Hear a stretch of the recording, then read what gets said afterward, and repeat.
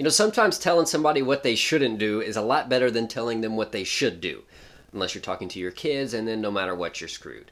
There are so many ways to call coyotes. There's so many different ways to hunt them, so many different setups, so many different scenarios that we could cover that it would take forever to cover all the bases. And just going off of the views from my last coyote hunting mistake video, I take it you all liked hearing what you shouldn't do. So here are 3 more beginner coyote hunting mistakes that you should avoid. And the first beginner coyote hunting mistake we're going to talk about today is you are starting your caller before you're even set up. Do not start calling them until you are 100% prepared to take a shot. Coyotes can come in fast, and if you're not ready to take the shot, you're going to miss them. Sit down, get comfortable, and make sure you have good line of sight. And make sure that your rifle is up and ready to take the shot. Don't have your rifle just casually laying on the ground or draped across your lap. It needs to be up and ready to go. And you can hold off on taking your Instagram selfies until after you've bagged a coyote. Just as an example of how fast a coyote can come into a call, I took a friend coyote hunting for the first time about 3 weeks ago, and he got all set up and comfortable and ready to go, and I went out and set the caller and the decoy out. Now I set the decoy down and turned it on because it doesn't have a remote, and then I set the caller down and went back to get myself ready before I started calling. Now only about 30 seconds have gone by before I get my butt behind some cover and get my rifle up ready to shoot when I see some movement by my decoy. Now in that short amount of time, a coyote had run up just to the movement of my decoy and was already up there sniffing it. Now there wasn't a whole lot I could do. I tried to get my rifle up before he could run off, but you know, it just happened that fast that he started to take off before I could get shot off. Now since I have a decoy that doesn't have a remote, I mean there wasn't a whole lot I could do there. I mean stuff like that happens, but my buddy was in a position to where since I wasn't ready, he could have taken the shot.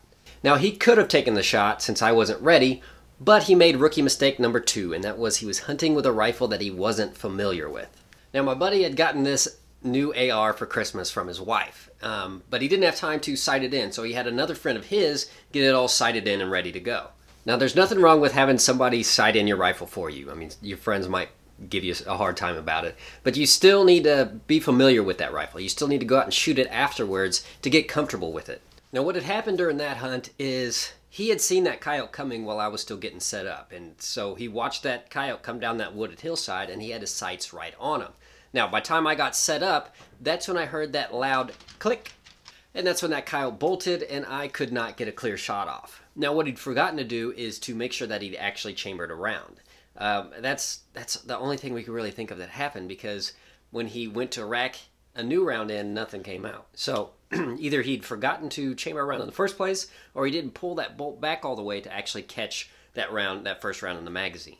But the point is, if he'd been familiar with that rifle, he probably would have bagged his first coyote on the first sit of his first coyote hunt. It was a damn shame too, because we didn't see another coyote the whole morning. And the third rookie coyote hunting mistake is you're using too much scope magnification. I don't know if this is a product of watching too many big-time coyote hunting shows on TV or what, but it seems like a lot of people think they need a scope that would allow them to reach out and touch something a mile away. Most of your coyotes are going to be within 100 yards. It would be a rare exception that you'll shoot at something a lot farther than that, unless you're out west, but even then, you should try to get that coyote to come in a little closer. A scope with 2 to 8 magnification is all you need. You don't need 20. And start your scope at the lowest magnification. You don't want to start too high, because if you've got a coyote that's charging in, it's going to be hard for you to back down your scope and get him in your sights in time. You can always zoom in if you have to.